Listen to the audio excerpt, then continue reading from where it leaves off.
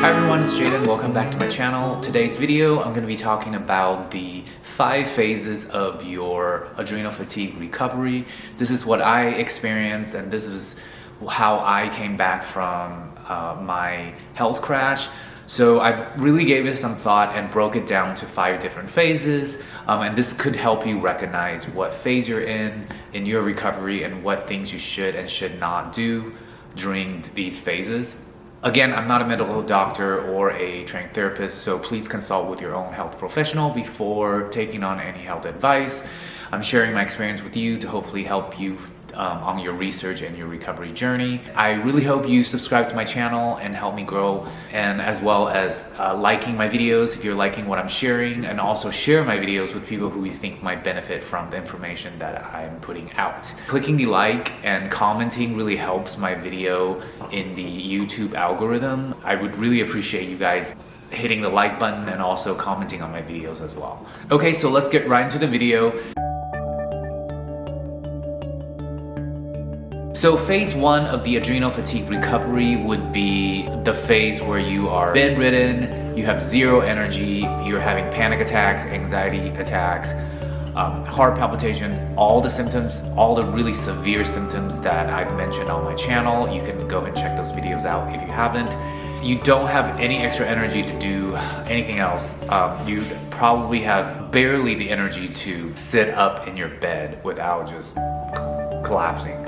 During this phase, you want to focus on resting, doing not much, almost nothing at all, getting a lot of sleep as much as you can. It's going to be very hard during this phase because your sleep patterns are just totally out of whack. You're going to have insomnia. You're going to be dealing with a lot of panic attacks, heart palpitations and stuff like that, which makes it really hard to get good sleep, but you got to do your best to try to get as much sleep as you can. You got to eat really well, and during this phase you're going to have the worst issues in regards of controlling your blood sugar. So you really want to eat regularly and eat a balanced diet, never be hungry, and no extreme diet plans or anything like that during this time. You want to stay away from anything that's, too much stimulation or too much, anything that's going to cause you to stress out in any way. Even if it's very minimal, it's going to affect you a lot. Loud noises, bright lights, being around draining people. You want to cut all that out. Rest, take care of yourself, eat well, sleep. Surround yourself with happy people. Do things that make you feel happy and that recharges you. You should not be taking any supplements at this time yet, just because phase 1 you're so depleted and just exhausted, and your body can't really handle any type of supplements. I don't recommend. If you try it, most likely you will overstimulate yourself, and then it's going to cause you more of a crash. So really watch out when you're still in phase 1. For me, phase 1, it lasted about 4 months. Moving on to phase 2, that would be you've done some recovering, you're able to do more things, you're not completely bedridden even though you're still really tired and exhausted most of the time. Your sleep is a little bit better, your ability to handle and regulate your blood sugar is a little bit better, you're able to do some light physical activity, you're just more back to yourself, just slightly, not much. During this phase, you can implement light, minimal stretching, yoga, and little 5 minutes walks here and there. You can implement more of the mild supplements, things like holy basil and ashwagandha. Glutathione at this time would be good. Those were very gentle for me. I have tons of videos on different supplements that I've used that's helped me. You'll have to do kind of your own trial and error and see what works for you during this phase. I would recommend to start with holy basil and ashwagandha. During this time, you also want to continue focusing on getting your daily schedule balanced, going to bed on time, waking up early, doing lots of breathing in nature where there's fresh air, doing lots of mild stretching exercises, resting a lot still, of course, and again, build your reserves. Don't surround yourself with negative people. Don't watch too many like scary movies or intense movies that get your adrenaline up. You still want to be resting a lot of the time. Then we move on to phase 3. So my phase 2 lasted about 2 to 3 months.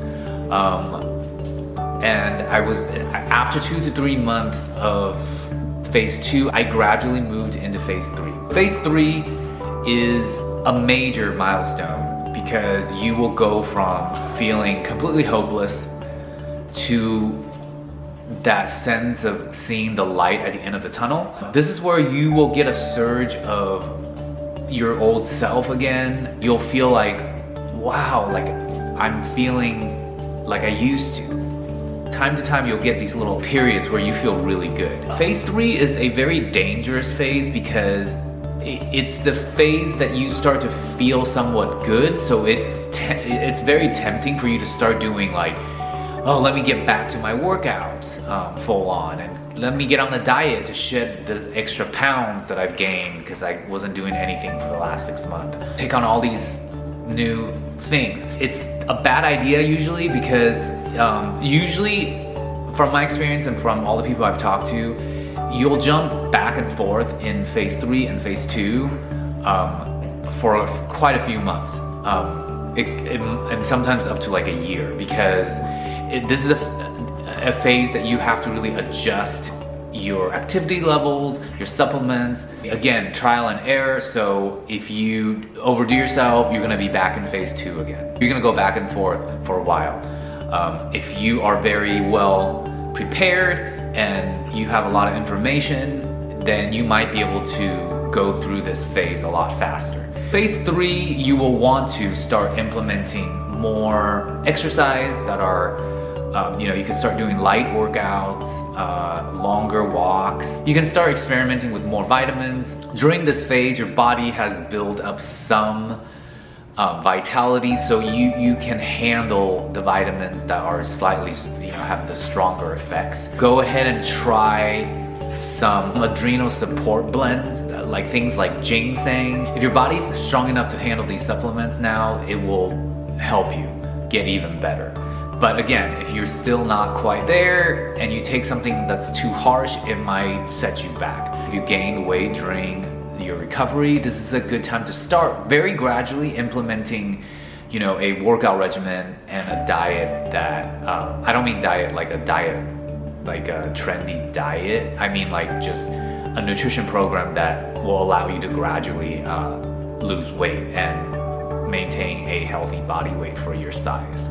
So this would be a good time to do that. Again, this is a very delicate phase. You want to still err on the side of caution so that you don't go back into phase 2 and get your crashes and stuff like that. During phase 3, the symptoms will start to ease up. You won't be constantly feeling these symptoms like you would in phase 1 and 2, and you will have a lot less crashes. During phase 1, you're pretty much just crashed out. But phase 2, you're gonna have, pretty regular crashes. But phase 3, you start to realize that, wow, I'm not getting so much crashes and I'm making progress.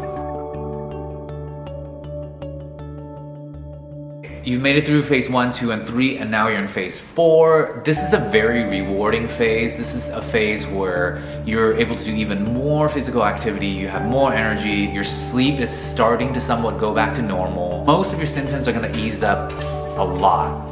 In phase 4, you've established like a pretty good balance and sustainable recovery.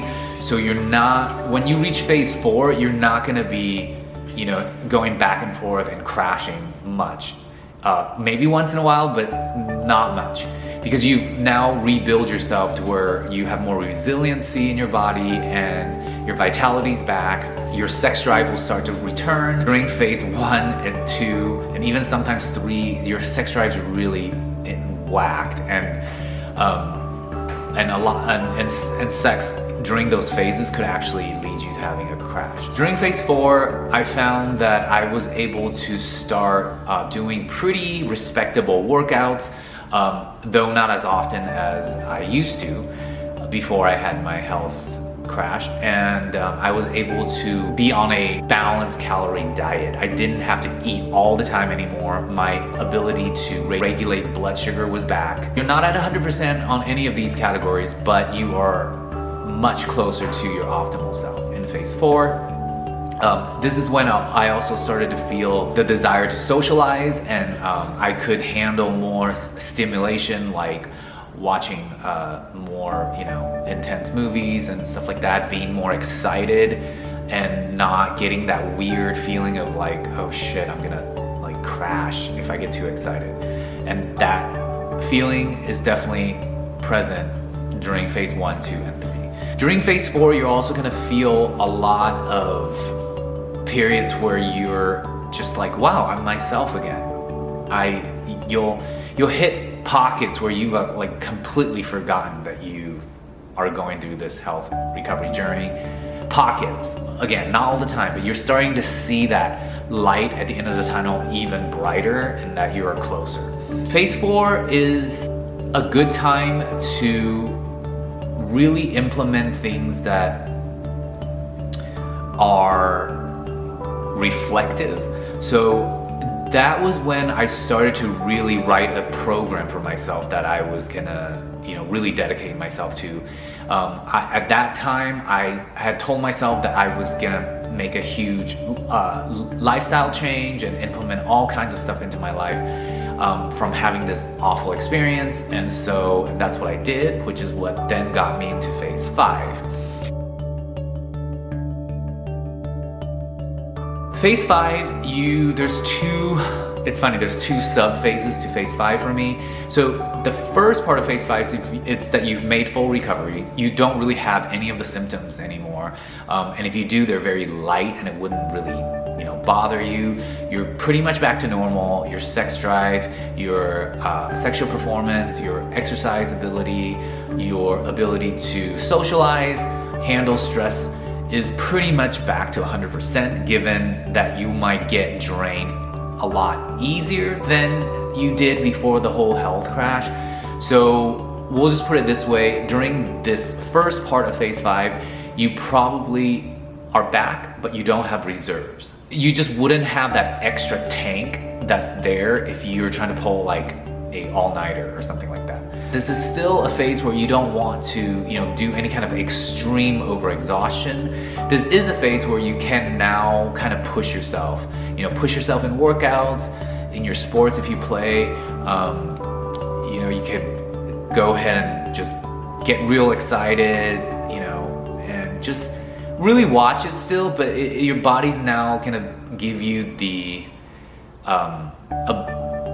space to kind of live a little. So, but you still really want to focus on your lifestyle that is balanced and that has healed you, because the last thing you want to do is ever go back through this ever again. And during this first part of phase 5, you'll be back to yourself mostly, and you'll get to enjoy your life overall. I was so happy to have reached this point. It took a lot of effort and consistent focus, but it's totally doable. And so once you made it this far, you're kind of like in the safe zone, and you don't have to be so careful anymore, and you get to enjoy these things that you haven't gotten to enjoy for so long. And it's very life-changing, and it's like such a relief when you finally get here, and you have become like so much stronger and in every part of your life, because you've gone through something like so intense and so challenging. The second part of phase 5 is the best, which I've reached